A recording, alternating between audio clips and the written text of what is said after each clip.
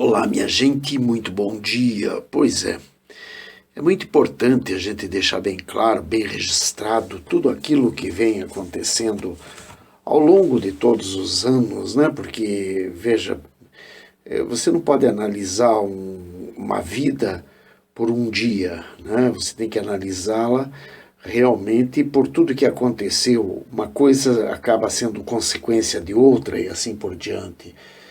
E a história, ela seja recente ou remota, não importa, ela é mais ou menos escondida do restante da população. Ou seja, não interessa de forma alguma contar à população o que verdadeiramente é a história. A história, ela acaba sendo interessante que ela fique bem escondida, que o povo em si não saiba exatamente o que aconteceu, para que o povo continue na ignorância, porque povo culto jamais vai interessar a governos populistas. Jamais, de forma alguma. Os governos populistas querem um povo burro, um povo ignorante, um povo que eles possam dominar. Ou seja, não interessa à esquerda, de forma alguma, que o povo saiba de onde vem, para onde vai, porque isso apenas quebra os grilhões que a ignorância lança sobre os ombros dos menos favorecidos. E é por esse motivo que não se fala no Chile. O Chile, quando se fala dele, todo mundo esconde os avanços, porque muito do que avançou o Chile, todo mundo que eu quero dizer é a esquerda. A esquerda esconde os avanços do Chile, porque do que avançou o Chile tem-se um crédito a ser dado ao que hoje responde pelo Ministério da Economia aqui no Brasil. Veja, o Paulo Guedes. Sim, é isso mesmo. O que hoje responde pela pasta do Ministério da Economia é o tal Paulo Guedes, que tem participação no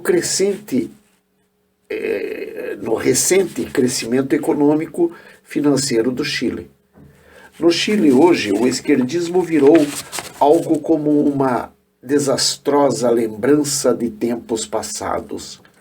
Essa esquerda fétida hoje está praticamente extinta no Chile, que conta também com um salário mínimo de $450, o que significa algo em torno de 300 mil pesos, ou trazendo para a nossa moeda, R$ 1.800. Lá, como aqui, existe, como sempre existiu, o tal sistema previdenciário. A diferença está no fato de que hoje esse sistema funciona por capitalização, e isso significa que se você contribui pouco, receberá também pouco. Se você contribui mais, naturalmente receberá mais. Parece até meio ruim a um certo olhar, porém observe que, como o salário tem um aumento significativo, veja, você começa a ter outro tipo de condição para pagar o teu próprio sistema previdenciário. Então, quer dizer, não é injusto de forma alguma. Recebe um pouco mais, paga um pouco mais. Assim mesmo, posto que o país se viu ameaçado pelo inchaço da cadeia previdenciária, buscaram uma melhor acomodação que foi encontrada justamente no sistema de capitalização. Quer dizer, eles tinham que achar um meio e eles buscaram no sistema de capitalização. As regras não mudam e, como na maioria dos demais países, o tempo de contribuição continua sendo a baliza para todos os proventos. Assim que 35 anos é o proposto, ou seja, 35 anos de contribuição. Né? E mesmo assim, a idade continua valorando o homem aos seus 65 anos e a mulher em seus 60 anos, a fim de que então sejam contemplados com o valor mínimo de um salário. Mínimo, um salário. Bom, quanto à carga tributária, encontramos um modelo enxuto, onde o contribuinte, a pessoa física, não paga imposto de renda.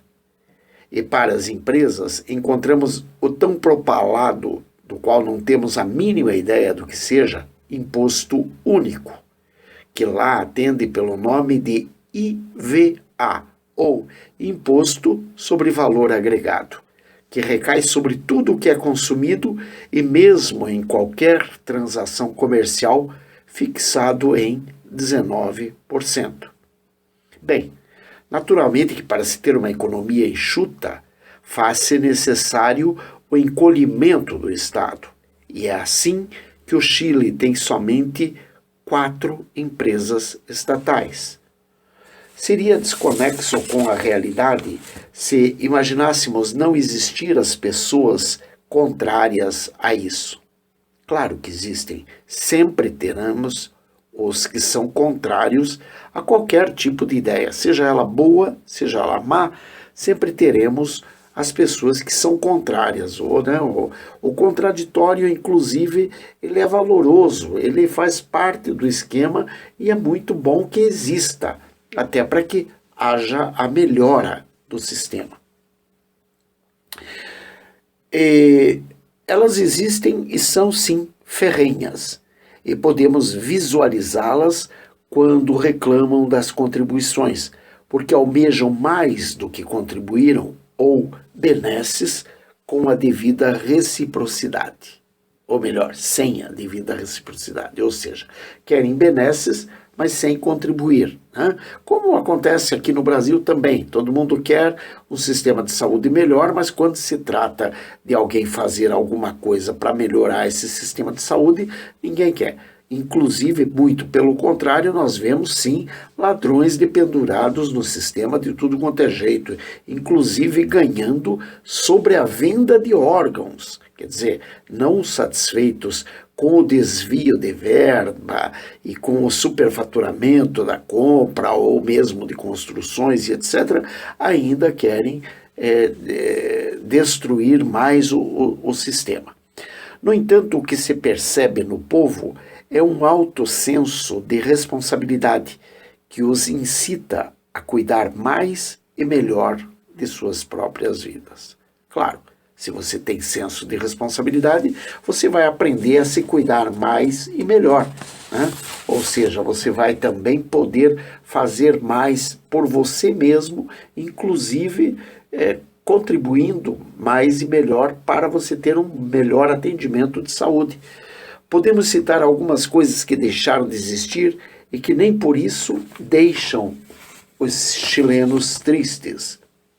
O 13º, por exemplo, ninguém sabe, ninguém nem mesmo quer saber, pois você ganha pelo teu próprio esforço e sendo recompensado por teu trabalho, não se vê mais a necessidade da, aspas, esmola. Veja bem, eles chegaram ao ponto de não falar mais em 13º, porque eles estão satisfeitos com aquilo da forma como funciona. Existe uma segurança na economia de mercado e, por esse motivo, a inflação que não sai de zero, mas que pode chegar à deflação, favorece o povo que possa guardar seu dinheiro até mesmo na sua própria casa. Afinal de contas, para que colocá-lo no banco se os rendimentos são ínfimos, são muito baixos?